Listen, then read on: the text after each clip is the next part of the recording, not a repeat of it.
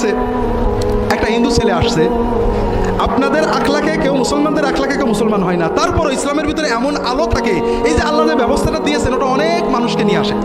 যুবক ছেলে কলেজে পড়ে, স্যার আমি মুসলমান হতে চাই, তবে আপনাকে একটা প্রশ্ন করতে আসছি, আসলে পুরো মুসলমান, ভালো মুসলমান না হয় কি নামাজ পড়া যায়? যেমন যে বাবা প্রশ্নটা একটু ঘুরিয়ে ফেলো, নামাজ না পড়ে কি কোনোদিন মুসলমান হওয়া যায়? তোমাকে যদি কেউ বলে যে পুরোপুরি সুস্থ না হয়ে কি ভাত টাত খাওয়া যায়, তাহলে আপনি কি বলবেন? যে না খেয়ে কি সুস্থ হওয়া যায় নাকি? কথা বোঝেননি? একজনে বলে না আমি রুগী মানুষ, আমি কিচ্ছু খাবো না, ভাত খাবো না, রুটি খাবো না, কিচ্ছু খাবো না, আগে সুস্থ হই তারপর খাবো। আপনারা কি করবেন বলেন না? খুব ভালো করে বুঝুন ওই ছেলেটা কেন মুসলমান হতে আসছিল। ছোট্ট ঘটনাটা বলি, সেটা হলো সে বলছে, সিস্টেম দেখেন আল্লাহ সবার, যা আমি বললাম বাবা আমরা কাউকে ডেকে মুসলমান করি না, কাউকে ইসলাম গ্রহণের জন্য কোনো মুসলমান কারোর দরজায় যে দাওয়াত দেওয়ার দায়িত্ব পালন করে না।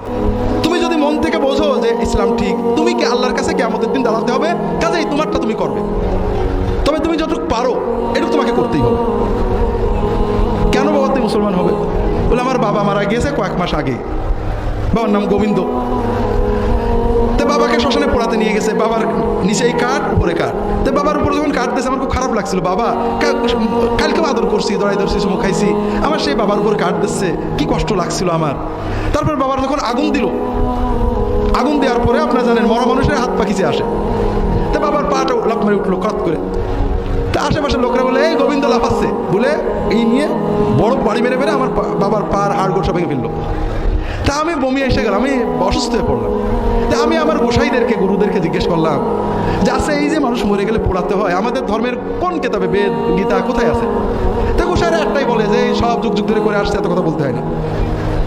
তো তারপর থেকে আমার জন্য খুব কষ্ট লাগে যে না আমাদের এগুলো কি করি, না আমার খুব শখ মুসলমান হওয়ার।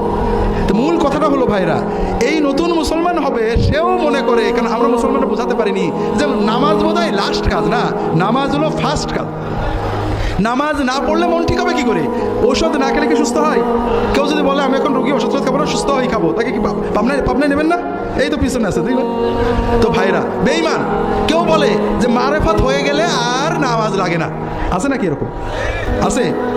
প্রথম কথা বোঝেন, এই যে মারেফাতের গুরুত্ব দেওয়া, এটা রাসূলুল্লাহ সাল্লাল্লাহু আলাইহি ওয়াসাল্লাম কোরআন এবং হাদিসে নেই।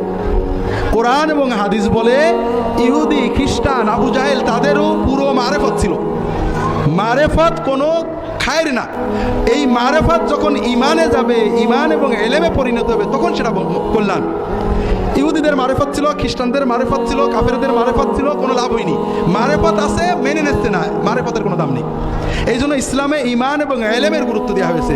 ইমাম আবু হানিফা রাহমাতুল্লাহ আলাইহি বলছেন মারেফতে আমরা সবাই সমান, মারেফতের পরে ইমান না আসলে কোনো লাভ নেই। মারেফতই সব, এটা ইসলামের একটা বাতিল ফেরকা ছিল, জাহামিয়া বলা হতো। তারা বলতো, আবু হানিফা রাহমাতুল্লাহ আলাইহি লেখছেন মারেফতই যদি সব হতো তাহলে খ্রিস্টান, ইহুদি, কাফের সবাই জান্নাতে যেত।